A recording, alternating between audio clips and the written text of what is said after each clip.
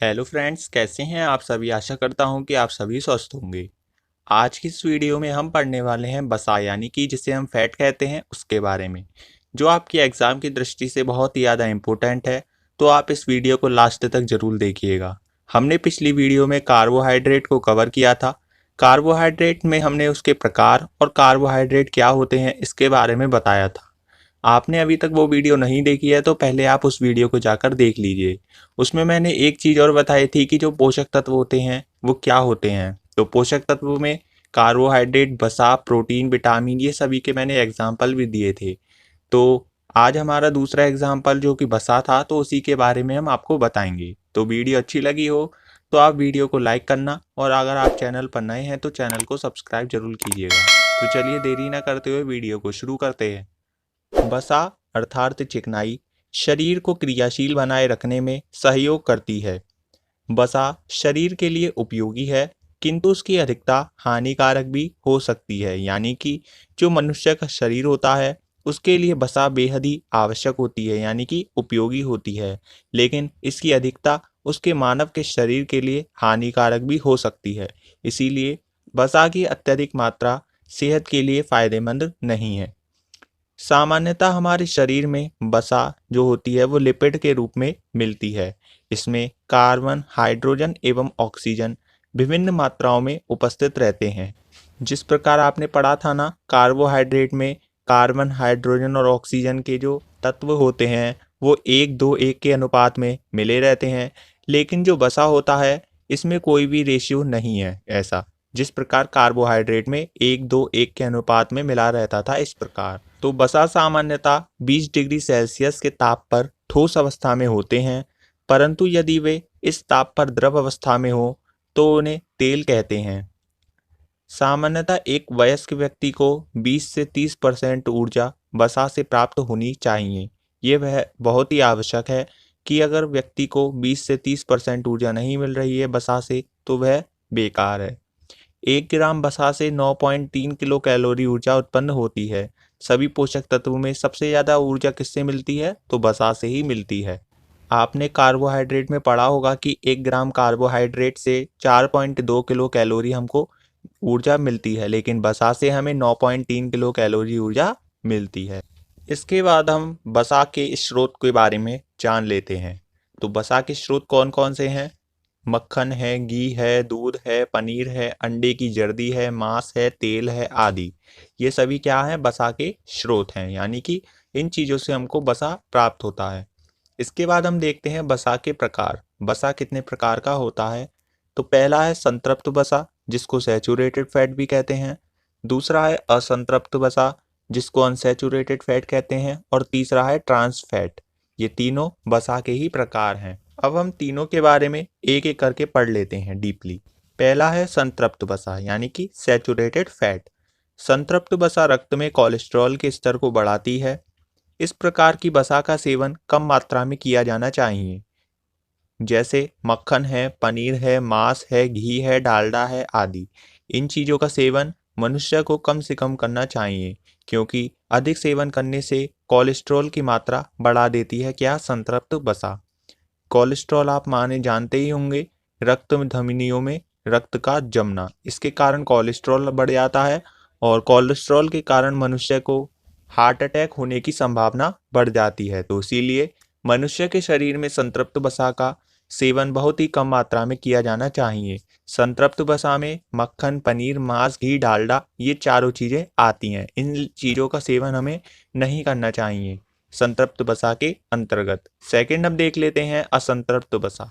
असंतृप्त वसा वास्तव में हमारे स्वास्थ्य के लिए अच्छा है। जिस प्रकार संतृप्त वसा यानी कि जो सैचुरेटेड फैट था वो मनुष्य के शरीर के लिए हानिकारक था, लेकिन जो असंतृप्त वसा है, अनसैचुरेटेड फैट, ये मनुष्य के शरीर के लिए बेहद ही आवश्यक होता है, यानी कि स्वास्थ्य के लिए अच्छा होता है। यह हमारे दिल के स्वास्थ्य को बनाए रखता है और हमारे शरीर से हानिकारक कोलेस्ट्रॉल को हटाने में भी सहायता करता है। इसके अंतर्गत आते हैं मूंगफली का तेल, सोयाबीन का तेल, जैतून का तेल, सूरजमुखी का तेल, काजू और बादाम। ये सभी असंतृप्त वसा के अंतर्गत ही आते हैं। तीसरे नंबर पर है ट्रांस फैट। इन्हें खाने से हमारे शरीर में बुरे कोलेस्ट्रॉल की मात्रा बढ़ जाती है। तथा अच्छे कोलेस्ट्रॉल की मात्रा कम हो जाती है। यानी कि जो असंतृप्त वसा है उसकी मात्रा कम हो जाती है और संतृप्त वसा की मात्रा अधिक हो जाती है ट्रांस फैट के अंतर्गत, जिसके कारण हार्ट अटैक यानी कि दिल की बीमारी हो सकती है, जैसे कि फास्ट फूड खाने से, पिज्जा खाने से और कुरकुरे खाने से। ये सभी ट्रांस फैट के अंतर्गत ही आते हैं। इसके बाद हम देख लेते हैं हमारे शरीर में वसा का क्या कार्य होता है। तो वसा आमतौर पर शरीर में ऊर्जा का संग्रहित स्रोत है जो त्वचा के नीचे जमा रहता है। वसा विशेष रूप से मानव शरीर में एक सुरक्षात्मक परत का कार्य करता है, जो कि मानव के शरीर की सुरक्षा करता है और सुरक्षा प्रदान करता है। वसा शरीर के अंगों को बाहरी आघात से बचाते हैं। वसा शरीर के तापमान को भी बनाए रखता है। वसा स्वस्थ कोशिका कार्य को बढ़ावा देते हैं। ऊंट के कूबड़ में आपने देखा होगा ना, उसमें भी वसा ही पाया जाता है। तो ये थे मनुष्य के शरीर में वसा के कुछ कार्य। इसके बाद हम देख लेते हैं प्रोटीन। प्रोटीन एक जटिल कार्बनिक पदार्थ है जिसका गठन कार्बन, हाइड्रोजन, ऑक्सीजन एवं नाइट्रोजन तत्वों के अणुओं से मिलकर होता है। आपने देखा होगा कार्बोहाइड्रेट और वसा में कार्बन, हाइड्रोजन और ऑक्सीजन थे, लेकिन जो प्रोटीन है उसमें नाइट्रोजन तत्व भी मिश्रित होता है। यानी कि जो प्रोटीन होता है उसमें नाइट्रोजन के तत्व भी पाए जाते हैं। शरीर की आवश्यक सभी प्रोटीन का निर्माण 20 प्रकार के अमीनो अम्ल से होता है।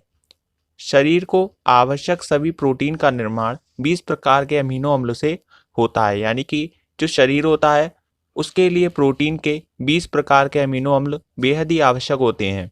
शारीरिक वृद्धि और अंगों की मरम्मत दोनों कार्यों के लिए प्रोटीन ही उत्तरदायी होता है। यानी कि जो शरीर में वृद्धि आप देखते होंगे और जो अंगों की मरम्मत होती है वो किसके कारण होती है, तो प्रोटीन के ही कारण होती है।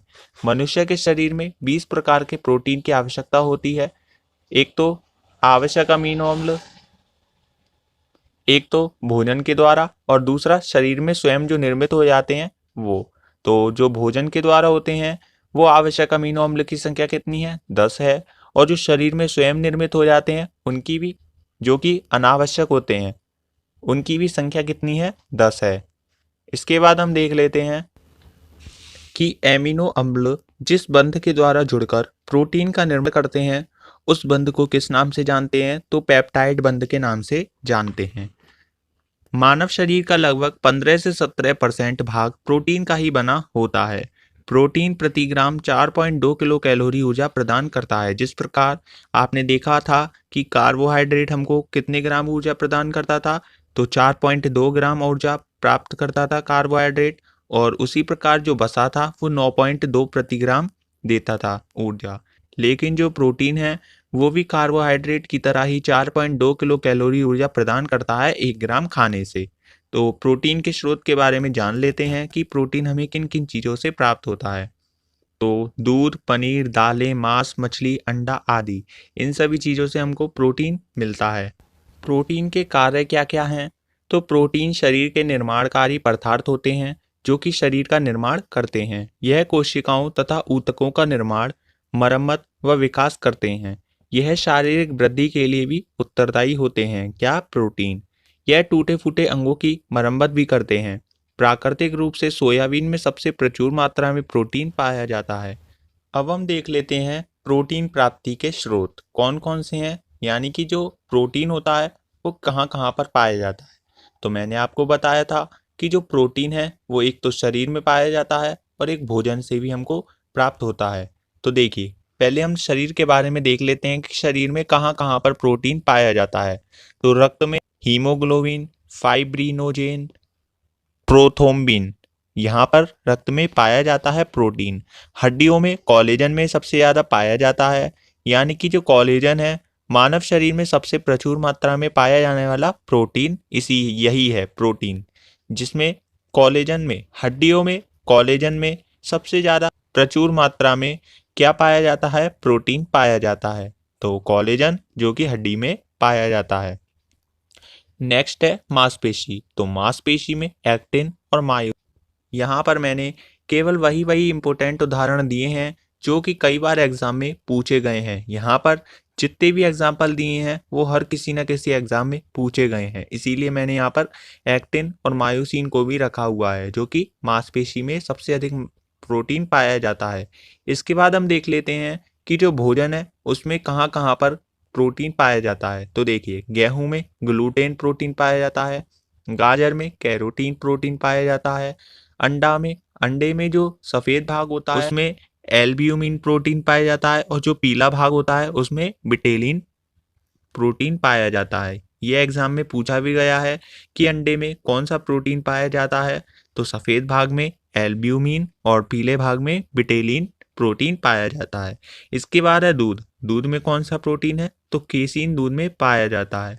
इसके बाद आपको कुछ ये बातें भी याद रखनी है कि जो बाल होते हैं, नाखून होते हैं, सींग होते हैं और जो जानवरों के खुर होते हैं, उनमें कौन सा प्रोटीन पाया जाता है? तो अल्फा केराटिन प्रोटीन पाया जाता है बाल, नाखून, सींग और खुर में। इसके बाद ये मैंने आपको बता ही दिया है कि जो कोलेजन है उसमें मानव शरीर में सबसे अधिक प्रचुर मात्रा में पाया जाने वाला प्रोटीन है कोलेजन, जो कि कहाँ पर पाया जाता है? तो हड्डी में पाया जाता है। इसको भी आप याद रखिएगा, बहुत ही इंपॉर्टेंट है ये आपकी एग्जाम की दृष्टि से। अब हम देख लेते हैं कि जो प्रोटीन है उसकी कमी से कौन कौन से रोग होते हैं। तो एक तो क्वाशियोर रोग होता है और एक मैरास्मस रोग होता है। तो जो क्वाशियोर रोग होता है ना, वो मुख्यतः बच्चों में पाया जाता है। तो इसके कारण शरीर एवं मानसिक वृद्धि जो होती है बच्चों की, वो रुक जाती है। हाथ पैर सूख जाते हैं और पेट फूल जाता है। आपने चित्र में देख रखा होगा। तो जो ये लड़का है इसको क्वाशियोर रोगी हुआ है। किसके कारण? प्रोटीन की कमी के कारण। इसके बाद जो मैरास्मस रोग है, यह भी प्रोटीन की कमी के कारण ही होता है। जिस प्रकार क्वाशियोर रोग होता है उसी प्रकार मैरास्मस रोग भी होता है। इसे सूखा रोग भी कहते हैं। किसको? मैरास्मस रोग को, जिसमें शरीर सूख जाता है और वजन कम हो जाता है। आपने चित्र में देख रखा होगा, ये है मैरास्मस रोग से पीड़ित और ये है क्वाशियोर रोग से पीड़ित। इसके बाद हम देख लेते हैं खनिज लवण, यानी कि जिसे हम मिनरल्स के नाम से जानते हैं। तो खनिज लवण अकार्बनिक पदार्थ है। मानव शरीर में लगभग 29 खनिज तत्वों की आवश्यकता होती है। इनकी आवश्यकता शरीर को विभिन्न अभिक्रियाओं के लिए होती है, यानी कि जो मनुष्य होता है उसकी जितनी भी क्रियाएं होती हैं उसके लिए खनिज लवण बेहद ही आवश्यक होते हैं उसके कार्य करने की क्षमता में। तो सबसे पहला है कैल्शियम। हड्डियों एवं दांतों के निर्माण के लिए आवश्यक होता है खनिज लवण, जिसका नाम है कैल्शियम। जैसे दूध है, मांस है, हरी पत्तेदार सब्जियां हैं आदि में पाया जाता है कैल्शियम। इसकी कमी से शरीर में ऑस्टियोपोरोसिस नामक बीमारी हो जाती है, जिसमें हड्डियों में दर्द हो जाता है और वह कमजोर हो जाती हैं कैल्शियम की कमी के कारण। तो आपने देखा होगा कि जो कैल्शियम है वो किस में पाया जाता है? तो दूध, मांस, हरी पत्तेदार सब्जियों में कैल्शियम पाया जाता है। और यह किसके लिए उपयोगी होते हैं? तो हड्डियों एवं दांतों के निर्माण के लिए आवश्यक होते हैं। यदि व्यक्ति के शरीर में कमी हो जाती है कैल्शियम की, तो उसकी हड्डियों में दर्द होने लगता है और जो हड्डियां होती हैं वो कमजोर हो जाती हैं। तो कैल्शियम की कमी ना होने दें। इसके बाद नेक्स्ट हम देख लेते हैं फॉस्फोरस। यह हड्डियों एवं दांतों को मजबूती प्रदान करता है। यह तंत्रिका तंत्र को सही से कार्य करने में सहायता करता है। यह चावल, मूंगफली, सोयाबीन एवं पनीर आदि से प्राप्त हो जाता है। क्या? फॉस्फोरस। किस किस में पाया जाता है? तो चावल में, मूंगफली में, सोयाबीन में और पनीर में फॉस्फोरस पाया जाता है। इसके बाद नेक्स्ट हम देख लेते हैं आयरन। यह रक्त में पाए जाने वाले हीमोग्लोबिन का प्रमुख घटक होता है, जो कि कहाँ पाया जाता है? रक्त में पाया जाता है आयरन, जिसको हम लोहा भी कहते हैं। यह रक्त के निर्माण में सहायक होता है। यह हरी सब्जियों, अमरूद, अंगूर आदि में पाया जाता है। इसकी कमी से रक्त क्षीणता यानी कि एनीमिया रोग हो जाता है। इसके कारण, किसके कारण? आयरन की कमी के कारण एनीमिया रोग हो जाता है। इसके बाद हम देखते हैं आयोडीन। यह थायराइड ग्रंथि को सही से कार्य करने में सहायता सिद्ध होता है। क्या? आयोडीन। आयोडीन की कमी से घेंगा रोग हो जाता है, जो आप चित्र में देख रहे हैं। इस लड़की को घेंगा रोग हो गया है, जो कि गले में होता है। इसके स्रोत क्या क्या हैं? समुद्री भोजन है, दूध है, अंडा है, मांस है। इसके बाद हम देख लेते हैं वाटर, यानी कि जल। शरीर के विकास के लिए जल अत्यंत आवश्यक होता है, क्योंकि मानव शरीर के भार का लगभग 65 से 70% भाग जल से ही निर्मित होता है। मैंने आपको कार्बोहाइड्रेट वाली वीडियो में बता दिया कि जो हमारा शरीर है उसमें 65 से 70% भाग जल से ही बना होता है। शरीर में उपस्थित अपशिष्ट एवं विषैले पदार्थ जल में घुलकर शरीर से बाहर निकल जाते हैं। जल हमारे शरीर के ताप को पसीना तथा वाष्पन के द्वारा नियंत्रित करता है। यदि मनुष्य के शरीर को पसीना नहीं आए तो उसका शरीर खराब है। जल भोजन में उपस्थित पोषक पदार्थों के अपशोषण में सहायक होता है। तो आज की वीडियो यहीं पर समाप्त होती है। आपको वीडियो कैसी लगी कमेंट सेक्शन में मुझे आप बताइएगा। और अगर आप हमारे चैनल पर पहली बार वीडियो को देख रहे हैं तो चैनल को सब्सक्राइब जरूर कीजिएगा और बराबर वाले बेल आइकन को जरूर प्रेस कीजिएगा ऐसी वीडियो को देखने के लिए। तो मिलते हैं अगली वीडियो में, तब तक के लिए जय हिंद जय भारत।